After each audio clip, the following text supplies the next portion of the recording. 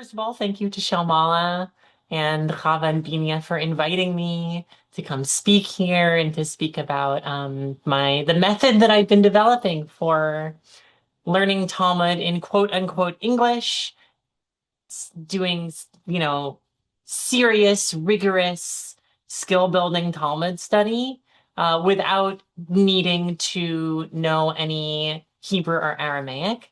I've had this idea for a number of years, and this past year, since the summer at my home organization, the Torah Studio, I have been running uh, at the first beginner, but increasingly less beginner, um, Talmud skill building courses in English, where either people don't have any Hebrew at all, don't even know from the alphabet, or they have it, but they've tried to learn Talmud before in the original, and it's like you spend all your time in a dictionary and don't necessarily get to some of the other things that we love about Talmud, or that we value about Talmud, which is like seeing the flow of a conversation, seeing an idea develop over the course of several centuries, getting kind of a view of an entire Sugya all at once,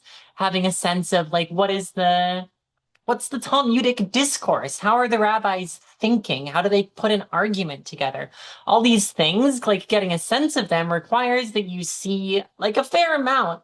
First of all, requires you see a fair amount of text over time, but it also requires that you understand the words well enough to then think about what they mean. And whether you have Hebrew or not, that can be really hard to do. That can be really hard to do. So and I'm a language teacher, partly by background, as well as an actor by background. So it's not like I don't value the language.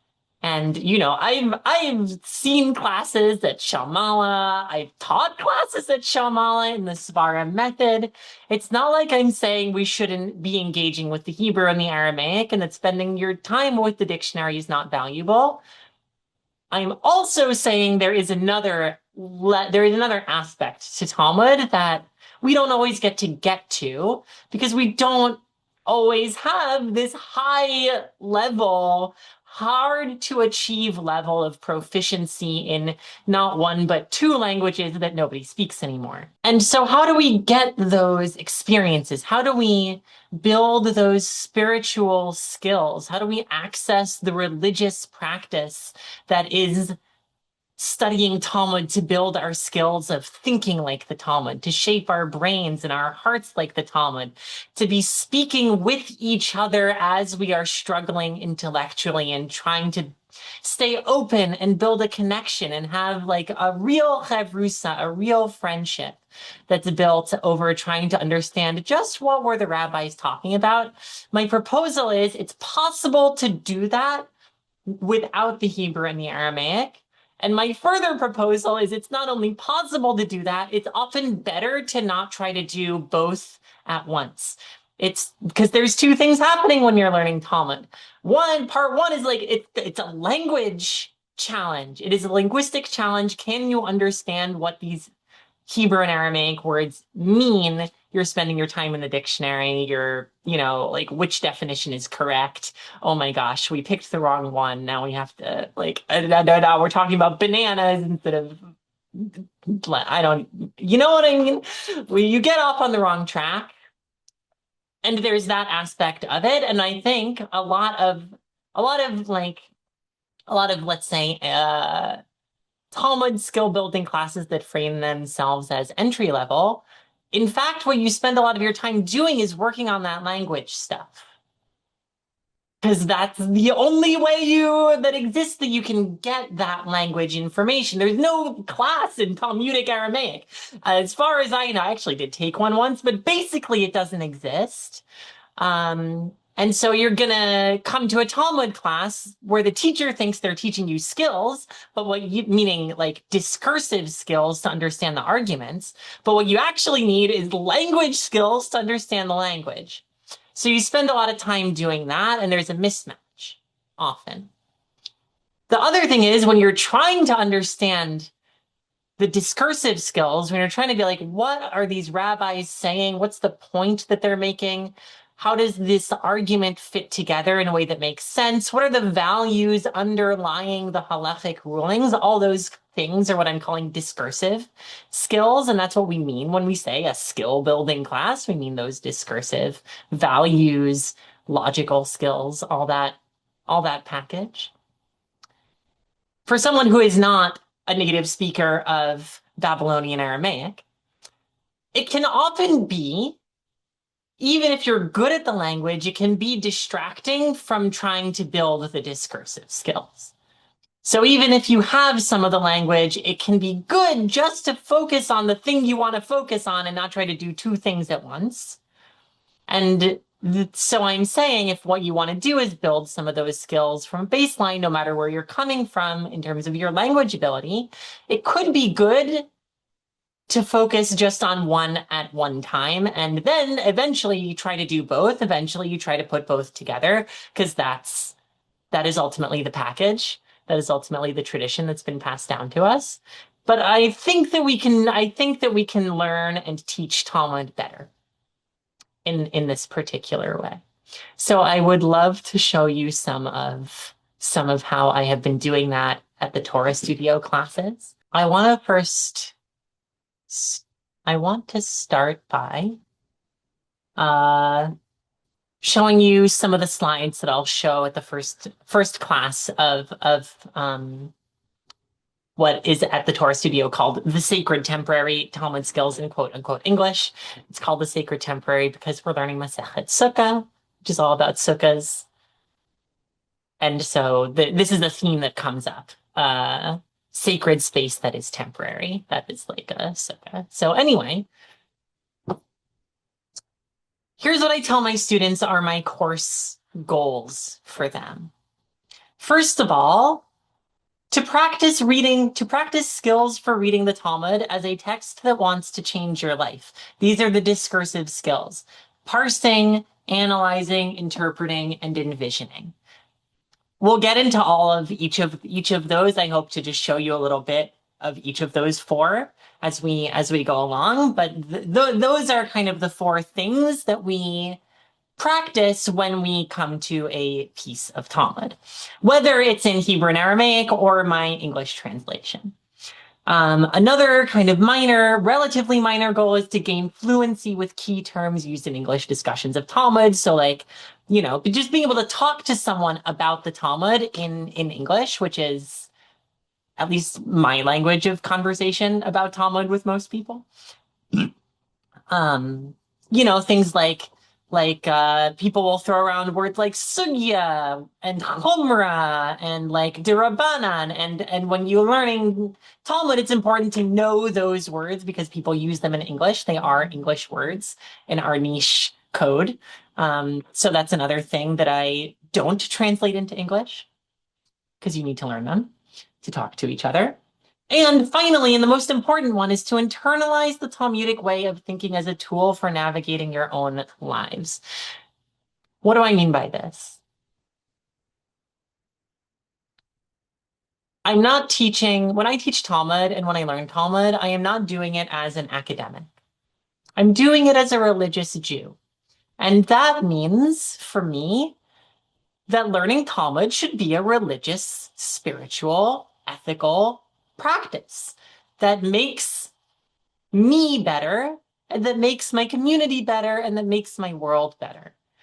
And it's important to me that any student of Talmud, at least in my classroom, pays attention to the fact that we are doing learning as a spiritual practice. And, we grow up not necessarily in a Jewish culture if you're in the United States. For real, like not in such a Jewish culture. At least it's not a, you know what I mean. Well, what does it mean to learn something as a spiritual practice? That's not something we all have a sense for. And the spiritual, I think that the religious practice of Talmud has to do with listening and with attention.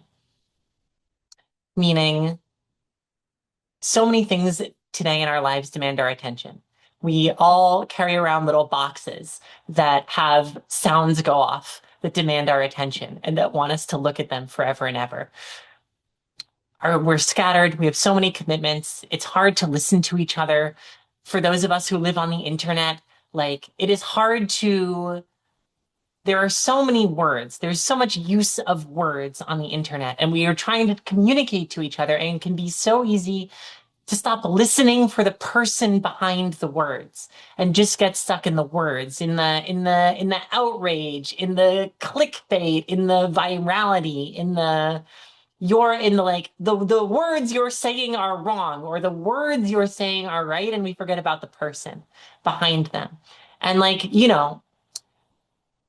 also like there's a movement away from deep reading and deep listening in general in the world right now, or at least in my part of the world. I heard that like there are kids who are graduating high school who've never been asked to read a full novel. Not just haven't read a full novel, haven't been asked by their teachers to read a full novel or engage with a text in a sustained way like that. We're forgetting how to listen closely, to listen deeply and compassionately, and to listen over time, and how to engage with texts in a way that is deep and not merely surface level and reactive. That's the way the world is pushing us today. The Talmud's gift and its religious call is to listen deeply, is to listen with close attention to the values behind the rulings that the rabbis were saying. They were, as you know, you're posting your comments on TikTok, on Blue Sky.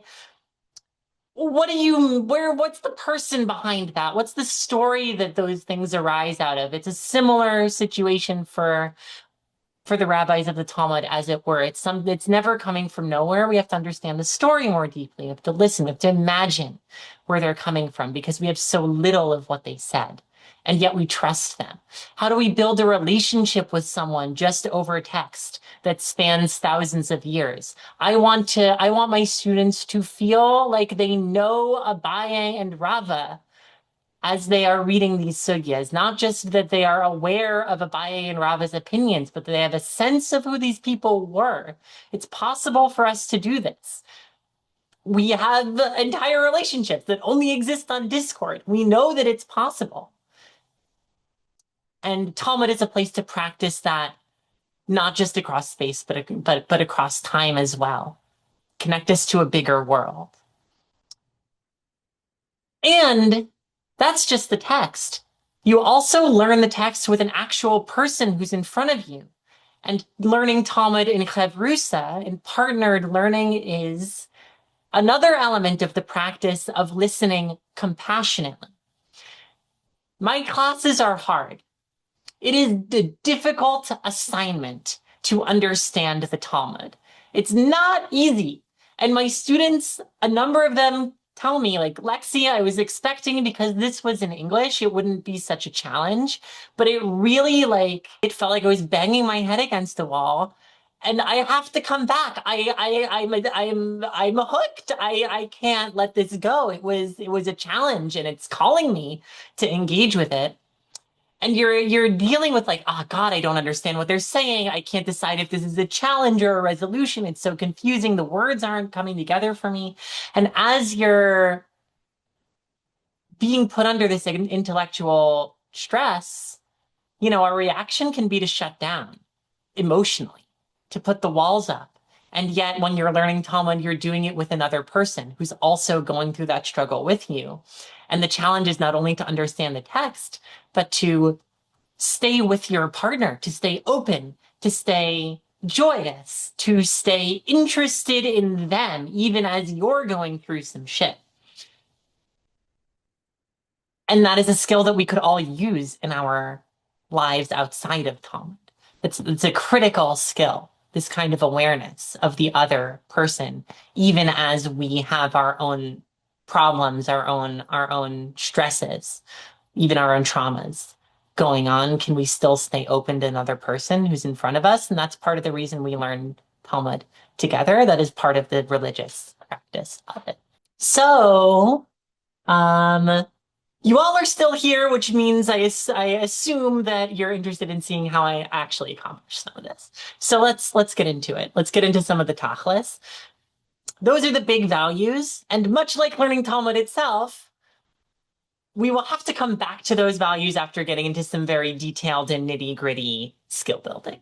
So we're not going to necessarily build a skill here, but I'm just going to show you kind of the full life cycle of engaging with a sugya. And this method is accessible because it is in quote unquote English. You'll see what I mean in a second. But the point is that it applies. It is exactly the same method you should do when you're learning in the original. There's a one-to-one correlation. You'll see how I managed to do that. We're not doing Steinsaltz. So here's a daf of Talmud. If you look at this daf of Talmud, you might realize it doesn't look like your average daf of Talmud. It's in English. It's in English. This is the material that I give my students, and I put it to them in this format because this is the format that they need to get used to engaging with the Talmud in. We're making as close an experience as possible, of how we have been learning Talmud, at least since Talmud was printed in this fashion, which hasn't been since the Talmud existed, but it's how we do it. So let's zoom in a little bit on some of these features. They are slightly different than a daf you may have seen elsewhere. Okay, so at the top, it's got the chapter, it's got the name of the Masechet, Sukkah, it's got the name of the chapter, which is Sukkah, because it's the first chapter, and it's got the number of the daf, which is 5. It's excerpts from 5a and 5b, which I put together for this all too short shiur that I'm giving. But generally, it's an exact copy of the actual daf. So it'll say 5a, and all the words that appear on 5a appear on 5a on the English daf. In the middle is the Gemara. It's all the words of the Gemara. And there's a whole translation method that I use, but just to give us a little flavor, I wonder if someone would like to read out loud just to give us a flavor of it from this first little chupchik to this little chupchik over here. Someone like to just read the Gemara for us? Natalie, could I call on you? I see you're reading it anyway. Sure. Uh, Cover Tifach from where to us? Rav Huna said from here. Because I'm going to skip the little superscript. That's Um, on face of cover eastward and not face less from Tifach, but let's say like face of Bar Yochai, you grasped much, not you grasped. Little you grasped, but let's say like face of Ziparta, that very small, said Rav Acha Bar Yaakov, Rav Huna face, learned, written here, to face of the cover, and written there from face of Yitzhak his father. beautiful reading. Thank you. Don't unmute yourself yet. Can I ask you a couple of questions? Yeah. Just how did that feel to you reading that?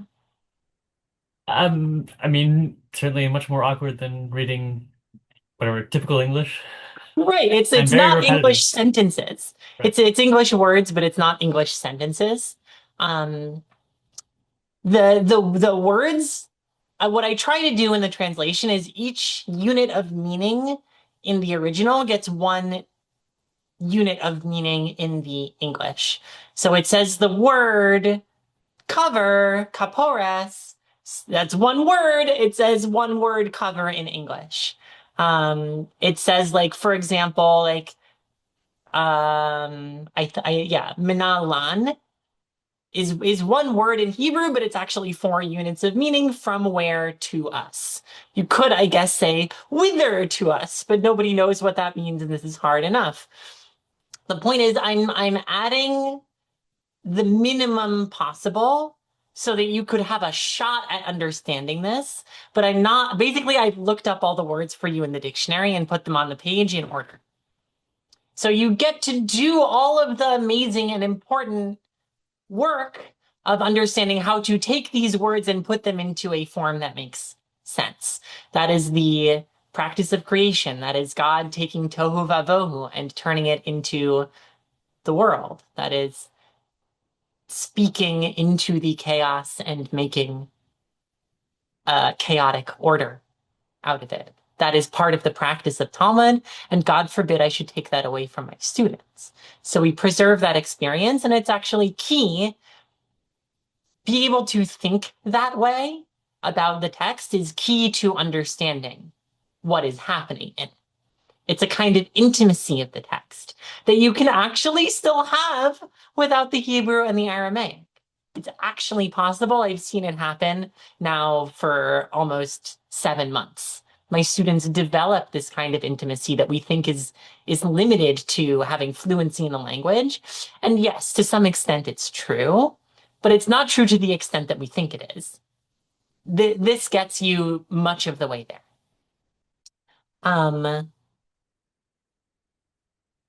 Great. Okay, so that's the text of the Gemara. You may have noticed that the font changes inside of this.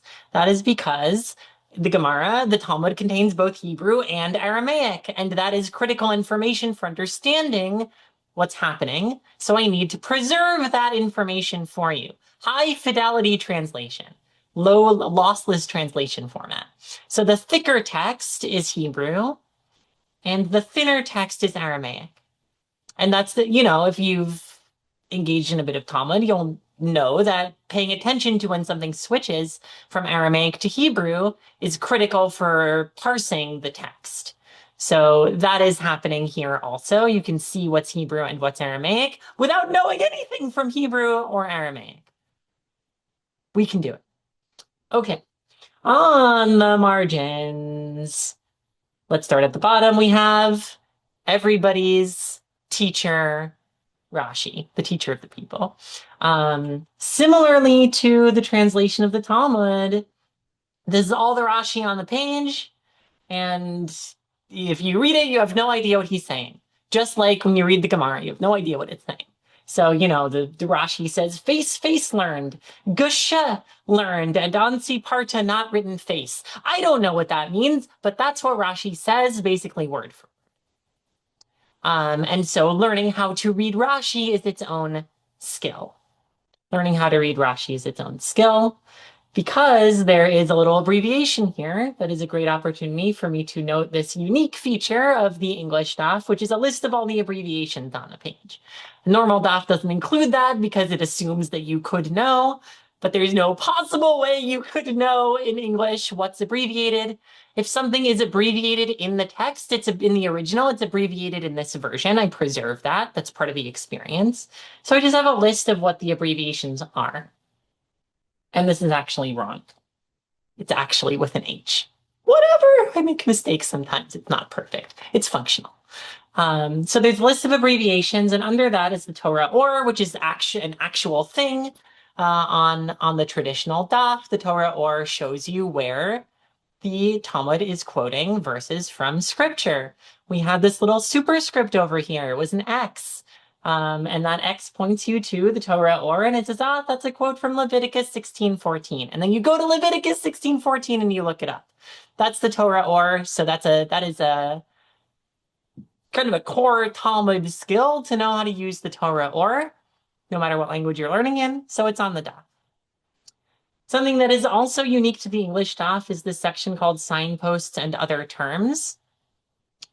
A critical piece of becoming fluent in Talmud is understanding what I call the signpost terms, what other teachers call the munachim, which is a Hebrew word that means terms, but I call them signposts. That's from Rabbanita Lisa Sperling. The the word signposts. Anyway, basically you're the place you would go to find the definitions of these signpost terms is the Practical Talmud Dictionary by Yitzchak Frank. But the Practical Talmud Dictionary by Yitzchak Frank has entries in Hebrew and Aramaic. So you could never find those entries by reading this translation. So I put all of them on the page for you with the citations from the Frank dictionary, or if there isn't one in Frank, there's no citation, and that means I wrote the definition. That is a resource that's on every English daf. There's no Tosafos on the daf because there isn't room, and I honestly don't have the energy at the moment to do all the Tosafos, but there's all the Rashi and there's all the signposts. And then out of kavod to the tradition, there is the original language always on the right hand outside margin. So if you're interested and your vision is extremely good, you can kind of compare. And then on the bottom is the little Torah Studio logo and my name. And that is the landscape of the English daf. I need to pause speaking for a moment. We will next see how we actually make some order out of this chaos. And there's a method. There's a method I've developed and that I teach for doing it. But any questions about the landscape or comments? A question from a pro for a pro is just how hard was it to produce this just from like a typesetting perspective? Like how much time did you have to invest to produce a DOF like this? Oh, yeah, the first one took me like a long time. At this point, it doesn't take me all day at this point. Meaning it takes me multiple days, but it doesn't take me like a full day's worth of work usually. It depends on the DAF. I do a part of the reason I'm teaching this content partly is because I've learned it before. If I were learning the DAF from scratch and translating it, that's two jobs at once minimum. Yeah, we could have a professionals training on this as well at some point. Avi and then Natalie. So just an initial comment is that a historical analogy that occurs to me is if you've heard of the translation of Aquila of Tanakh, there No. was an ancient Greek translation of Tanakh called the Septuagint that Chazal disliked. And so there was someone else, Aquila, who translated it into Greek under the guidance of Rabbi Akiva. And it's kind of like what you're doing here. It's an extremely word for word translation to the point that it's very difficult to understand in Greek. Um, and it was lost until fragments were discovered in the Cairo Geniza. So it seems like in a sense you're being the Aquila of the Talmud, translating in such a word for word manner that that it's difficult to understand in English, which is kind of the point, so that you have to do the same work in English that you'd have to do in the original. So if you want historical precedent, that's one. My one other Okay. question though is I wonder, just based on reading a bit of what was on that page, whether you're going a bit further than even your own goals require here, in that uh, first of all, you said you translated Nema as let say, and you omitted the us. You didn't say let us say, even though the person, the first person, and the plurality are part of the information that the Aramaic verb has. So you're omitting information that is codified, that is encoded in the Aramaic verb, I would think that your own method should require you to encode that information encode that it's plural and first person by including us. The other Yeah. example of that is that you omitted definite articles for construct chains, like face of God. You instead of so since God is definite, in the construct chain, face doesn't need a definite article in Hebrew, but it does in English. And Yeah. it seems like you wouldn't really be deviating from your own method if you included the articles. Thank you for those questions. Yeah, there is a method. I'm not always so systematic about it, partly because I just need to get the translation out so I can teach it. And if I had more, when I have more time, I would go back. And then sometimes there are pedagogical concerns that are kind of circumstantial, like specifically for the let's say. Um, it's like but part of I try not to put myself into it too much, but sometimes I do for specific reasons. Like the difference between like nema and lema, like let us say versus let him say, is for the purposes of the signpost term, not a salient difference. And I already had taught them the signpost, let's say, without the subject. And so it's just easier and less confusing not to insert the subject in that particular scenario. Um, yeah, but it is like the question of what the translation method should be to me always is about what's pedagogically the best, and I try to be consistent about it.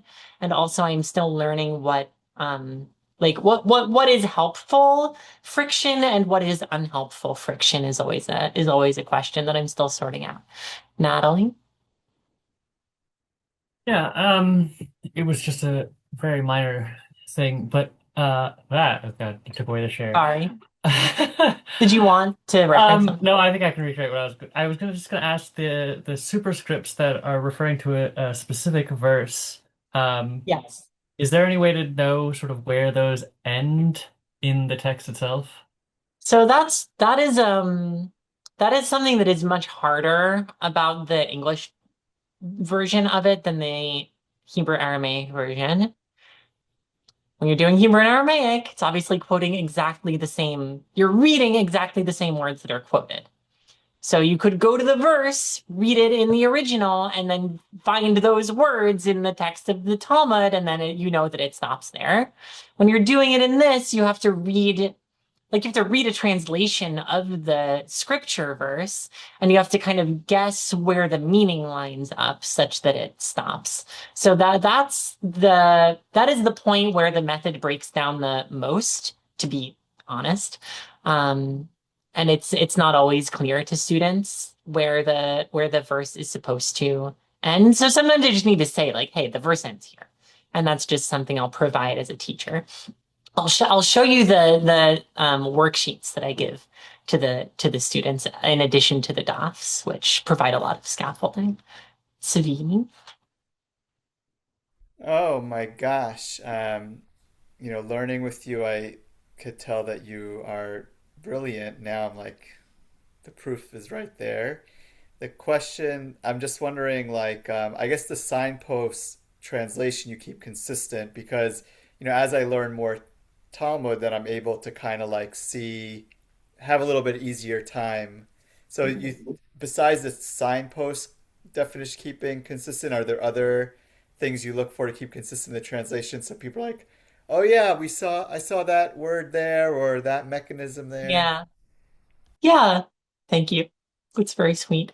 Um, like the Talmud will quote the same Mishnah, meaning, we've done 5 pages of Sukkah. It quotes the Mishnah a lot. I try to copy the translation of the Mishnah. And things like that. Like if it says, for in this particular sugya, like it'll use the word face, like it'll use the word panim in various forms. And obviously the point is that they're playing on the fact that that can mean many things.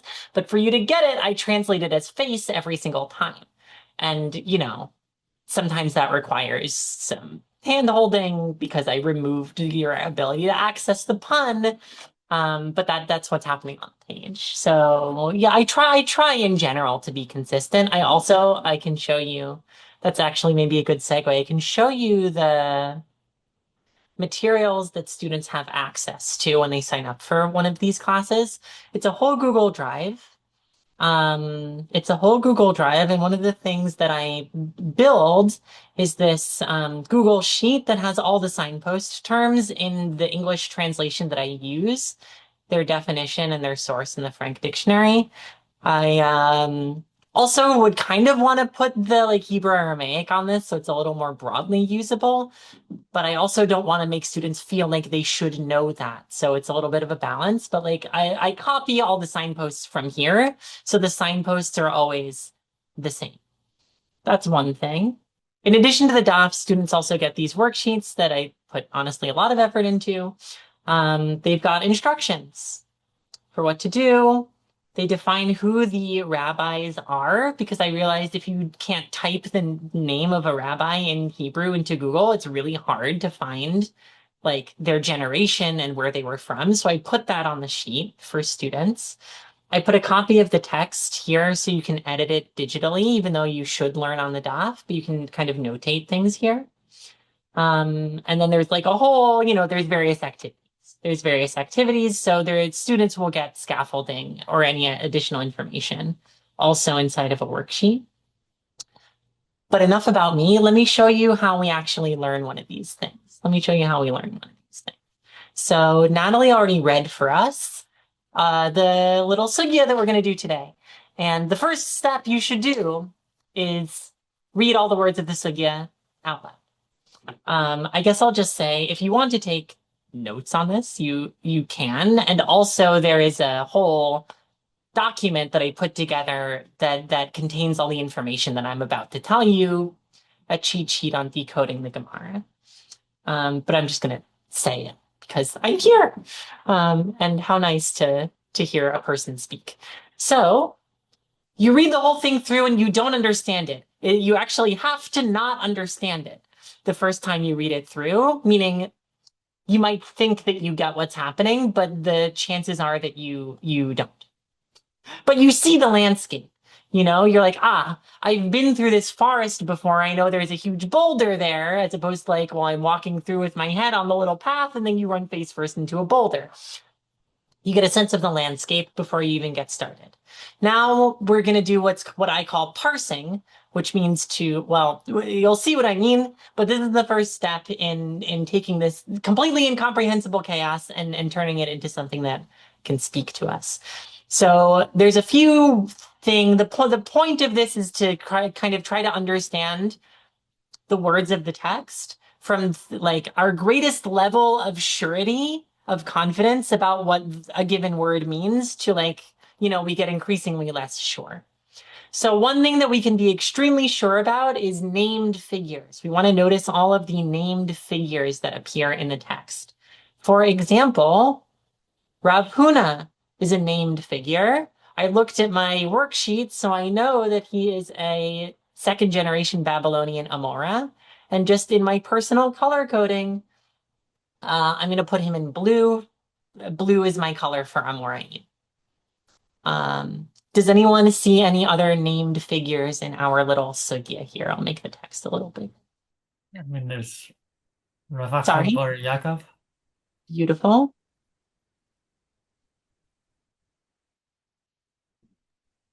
Yitzchak. Yitzchak is, of course, a scriptural figure, so I'll put him in yellow, which is my scripture color. That actually is a hard yellow to read.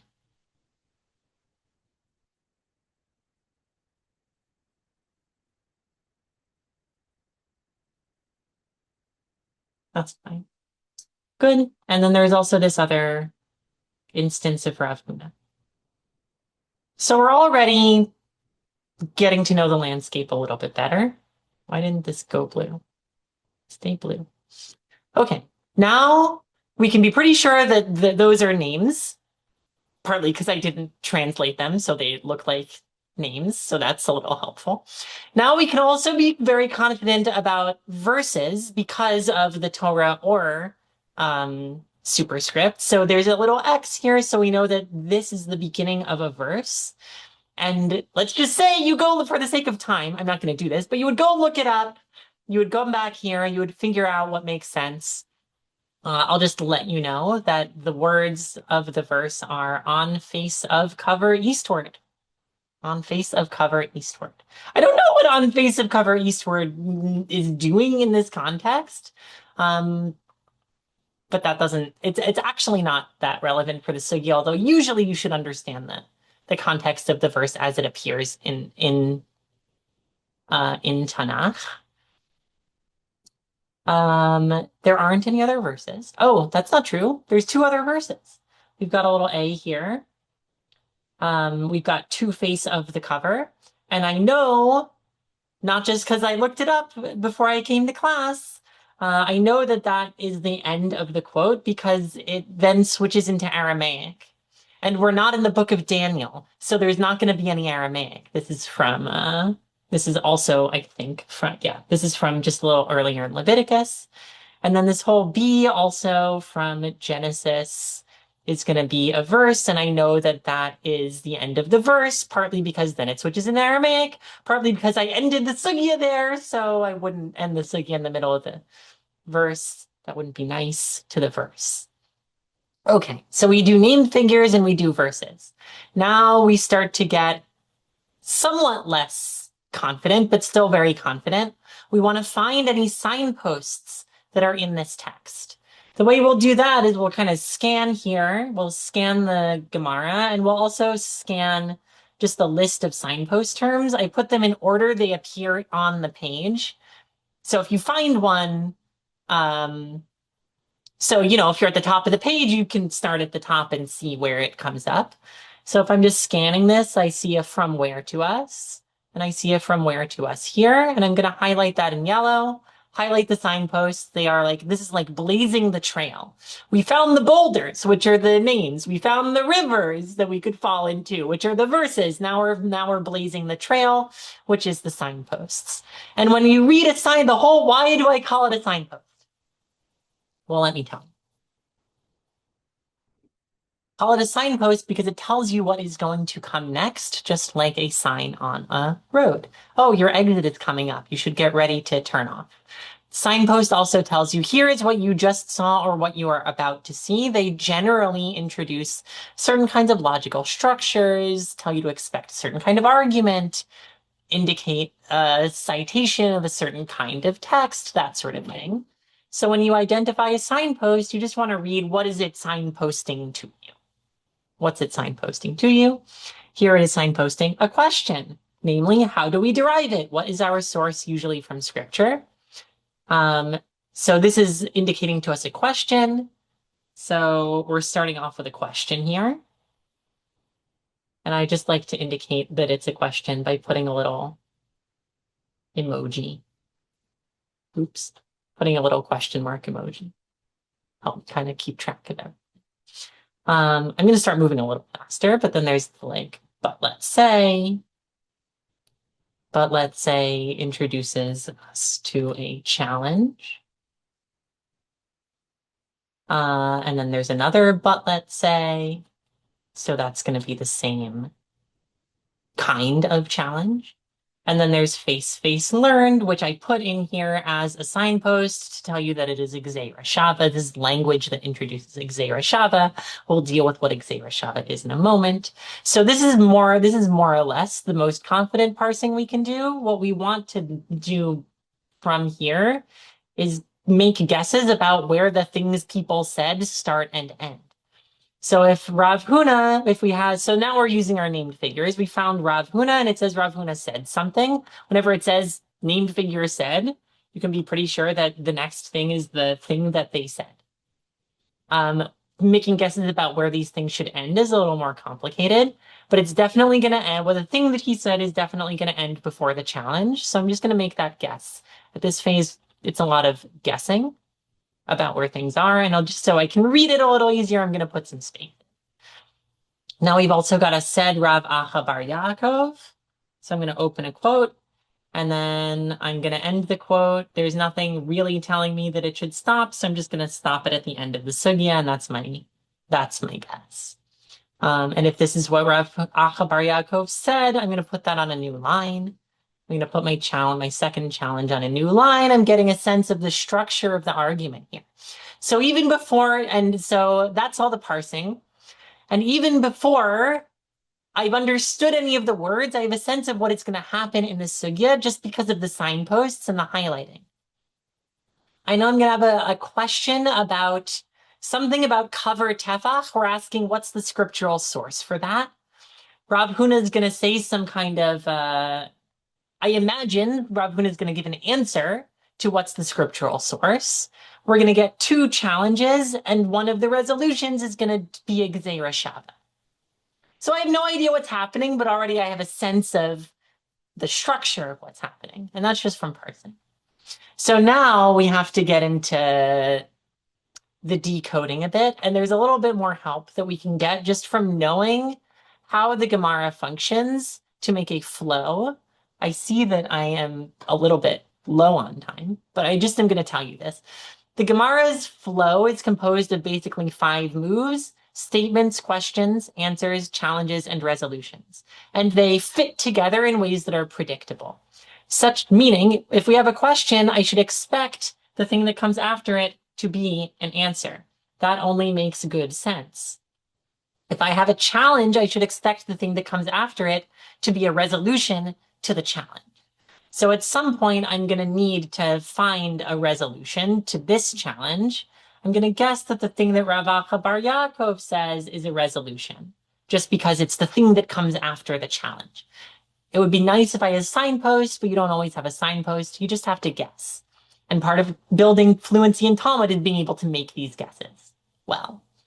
I don't know. There's a switch from Aramaic to Hebrew here.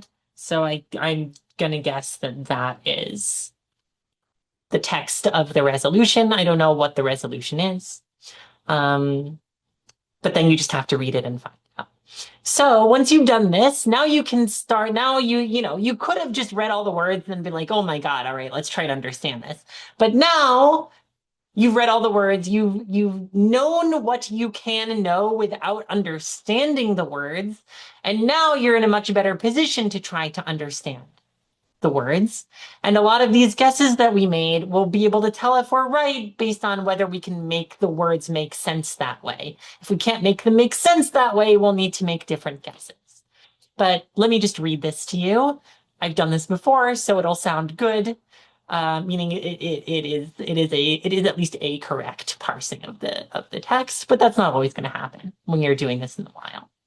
So a question: cover tefach from where to us? How do we know that the cover is a tefach? The context of this is we have a claim on the table that the cover of the Ark of the Covenant was 1 hand's breadth or 1 tefach high. And our question is, what is the scriptural source for the cover being 1 tefach high? That's the question. Rav Huna said, from here. From where to us? From here. Rav Huna said, from here, on face of cover eastward, and not face less from tefach. I read it, I'm just going to translate it, meaning change the words as little as possible so that it's an English sentence. Rav Huna said, it is from here, on the face of the cover, on the eastward face of the cover, and a face is never less than a tefach. Meaning, now I'm going to explain it. Rav Huna said, we know a cover is a tefach because there's a verse in the Torah that says, that speaks about the cover having a face. The cover has an eastward face, meaning a surface. And Rav Huna says there is no such thing as a face that's less than a tefach. The Torah would not call something a face that is less than a tefach. So that's how we know, because the cover has a face, and a face is not less than a tefach. The cover must be a tefach tall. That's our answer. Now we've got a challenge, but let's say like face of Bar Yochni. The Gemara challenges, wait a minute. If your thing is about, if your metric is the cover has a face, why not say that the cover has a face the size of a Bar Yochni? What's a Bar Yochni? Well, you would go read Rashi. It's a big bird. Bar Yochni is big bird. Meaning, what about an animal that has a really big face? Why not say the cover has that size of it? And then the resolution is, you grasped much, not you grasped little, you grasped, which is a thing you would have encountered before learning this parak. If you grasp much, you have not grasped. If you grasp little, then you have grasped. Meaning, it's actually somewhat controversial what that means, but it means something like, if you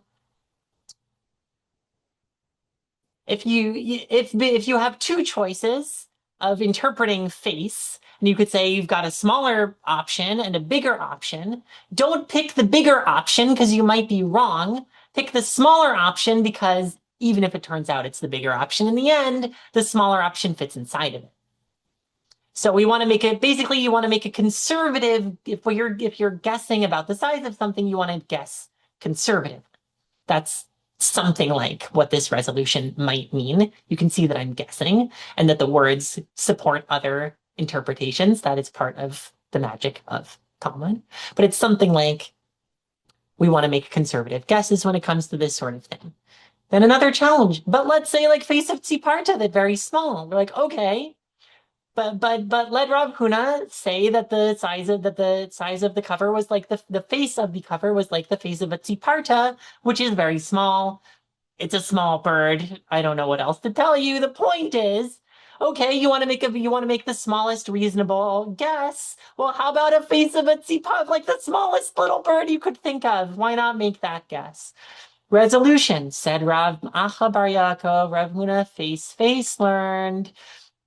Rav Acha Bar Yaakov brings us a resolution to that challenge. Why didn't Rav Huna pick the smallest possible face? Well, Rav Huna learned face, meaning he's got a Gzeira Shava, which we don't really have time to get into, but it's basically an arbitrary exegetical principle. He's got a tradition that this is how you should learn things. Written here to face of the cover and written there from face of Yitzchak, his father. There's one verse in the Torah that says the cover has a face, and there's another verse in the Torah that says Yitzchak has a face. And we're going to learn about this, just like the face of Yitzchak is not less than a tefach, so too the face of the cover is not less than a tefach. That is the tradition that Rav Huna is relying on. That means that he is not assuming that the cover is the size of a Tziparta style face. Now, if you're in my class, you would similarly run out of time at this point. But I would encourage you to think about some bigger picture questions here. Like the logic of the make a conservative estimate resolution. What is that saying about the way that we interpret scripture? The fact that this, on the face of it, ridiculous and illogical answer about the face of Yitzchak and the face learned, that's taken seriously by the Gemara. Can you imagine like a state of mind where it would make sense to you to take this kind of argument seriously? Those are some of the kinds of questions I would ask my students to think about when learning some Gemara. But that is, in all too brief time, the method.